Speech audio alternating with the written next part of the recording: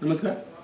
Next हम लोग चर्चा करेंगे मानसिक रूप से विशिष्ट बालक। इसमें अगर हम बात करते हैं तो इसमें जो मुख्य मानसिक रूप के क्षेत्र में अगर हम देखते हैं क्लासिफिकेशन में, इसमें 3 चीज़ों को हमें जानना जरूरी है। एक तो है प्रतिभाशाली बालकों को, एक मानसिक मंद बालकों के बारे में जानना है और एक सृजनात्मक बालकों के बारे में हमें जानना है। तो सबसे पहले अगर इसमें हम देखते हैं तो प्रतिभाशाली जो बालक होते हैं उनके बारे में। तो प्रतिभाशाली बालक वे होते हैं जिनकी बौद्धिक क्षमताएं समान बालकों की अपेक्षा अधिक होती है। ये जीवन के विभिन्न क्षेत्रों में विशिष्ट प्रदर्शन करते हैं। एक शिक्षाविद हैं टनमन महोदय के अनुसार बालकों की बुद्धि लब्धि 140 से ऊपर होती है, जबकि एक दूसरे विद्वान है मिल के अनुसार उन्होंने कहा था 190 से 200 बुद्धि लब्धि वाले बालक प्रतिभाशाली होते हैं।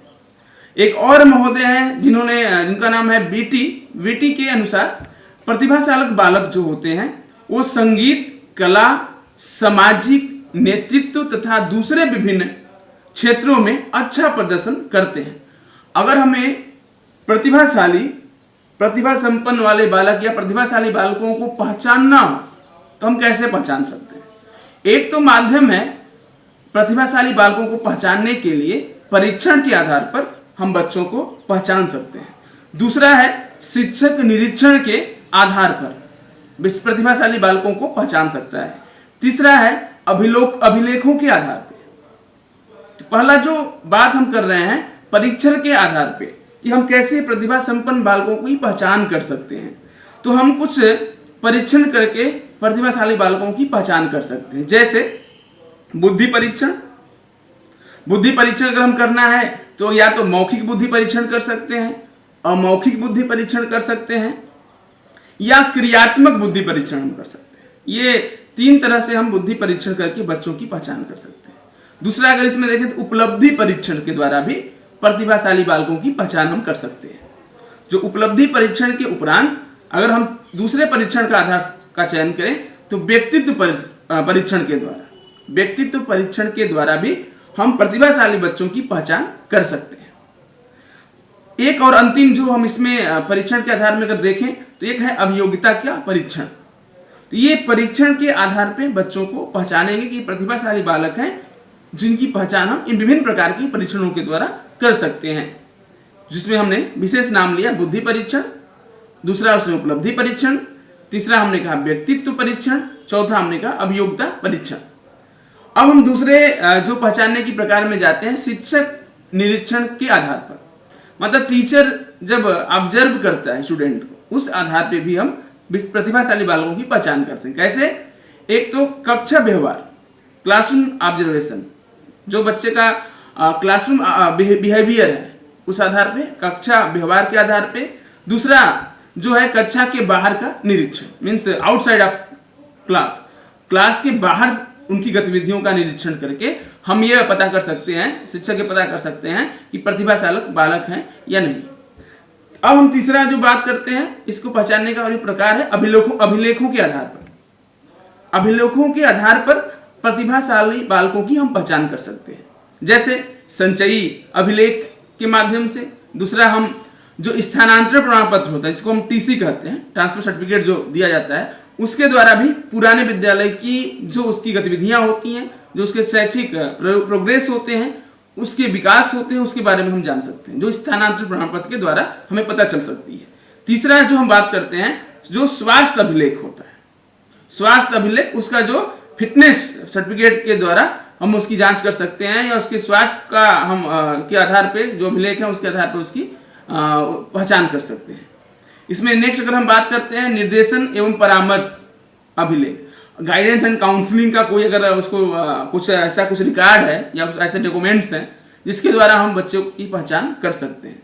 और मासिक प्रगति अभिलेख, जो हम मंथली प्रोग्रेस जो डॉक्यूमेंट्स होते हैं, या जो हम जो भी मंथली जो हम उसका एक तरह से जो अचीवमेंट की हम जो उसकी प्रगति के बारे में जो हम आख्या प्रस्तुत करते हैं, उसके द्वारा भी हम प्रतिभाशाली बालकों की पहचान कर सकते हैं। तो ये 3 मुख्य प्रकार हैं, परीक्षण के आधार पे, शिक्षक निरीक्षण के आधार पे, तीसरा अभिलेखों के आधार पे। तो परीक्षण के आधार पे हमने बताया, शिक्षक निरीक्षण के आधार पे बता दिया, अभिलेखों के आधार पे बता दिया। अब हम बात करते हैं कि जो ये बालक होते हैं ये किस प्रकार से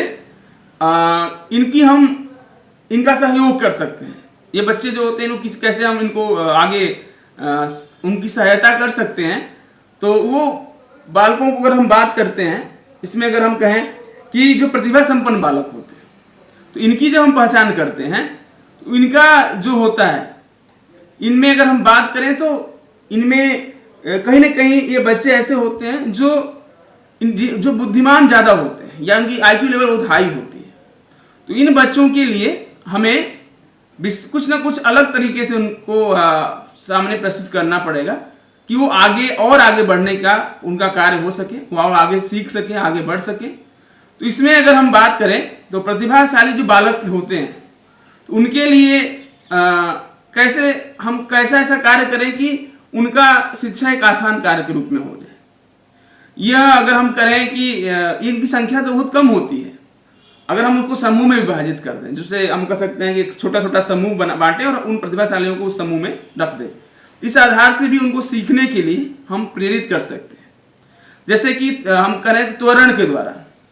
इसमें क्या होता है कि प्रतिभाशाली बालक जो होते हैं उनकी शारीरिक आयु की अपेक्षा मानसिक आयु के आधार पर प्रवेश दिया जाता है।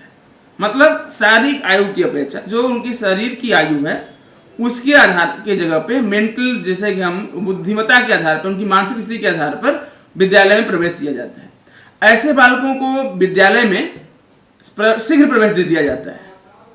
एक आप देखेंगे कि मान लीजिए 8वीं कक्षा का बच्चा है, वो 6 का बच्चा है और वो 7th और 8th का मैथ लगा लेता है, तो अगर उसको हम प्रमोट कर देते हैं तो कहीं ना कहीं वो त्वरण के रूप में हम काम कर रहे हैं।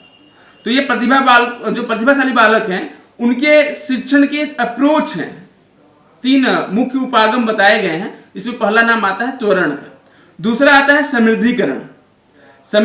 समृद्धिकरण का तात्पर्य है कि नियमित कक्षाओं में दिए जाने वाले पाठ्यक्रम में शैक्षिक अनुभव अधिक देकर उसे समृद्ध बनाया जाए। या जो प्रतिभाशाली बालक होते हैं उनको जो नियमित जो क्लास में वर्क दिया जा रहा है उसके जगह पे पाठ्यक्रम में ज्यादा अनुभव, शैक्षिक अनुभवों का स्थान दिया जाए। और प्रतिभाशाली बालक के समुचित विकास के लिए पाठ्यक्रम इतना कठिन होना चाहिए कि उसे पढ़ना बालक के लिए चुनौतीपूर्ण हो। तो उनको मतलब इस तरह का करिकुलम उसके सामने रखा जाए, ऐसा पाठ्यक्रम उसके सामने रखा जाए कि उस पाठ्यक्रम को पूरा करने में उसको समस्या आए, चुनौती मिले। एक समृद्धिकरण, उसका समृद्धिकरण होगा। ये एक तरह से अप्रोच है उन प्रतिभाशाली बालकों की। तीसरा जो है कि विशिष्ट कक्षाएं। इसमें है कि सामान्य विद्यालयों में ही विशेष कक्षाएं आयोजित कर विशेष रूप से नियोजित पाठ्यक्रमों को प्रस्तुत किया जाए। विशिष्ट प्रतिभावान जो बच्चे होते हैं उनको बुलाकर उनके अनुभवों से छात्रों को नामांकित कराया जाए। मतलब